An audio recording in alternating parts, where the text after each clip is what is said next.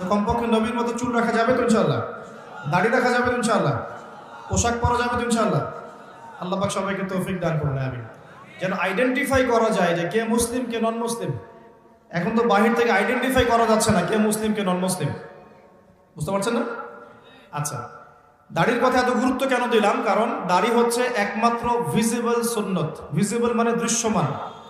দাড়ি হচ্ছে একমাত্র দৃশ্যমান সুন্নত যেটা নিয়ে আপনি কবরে যাবেন।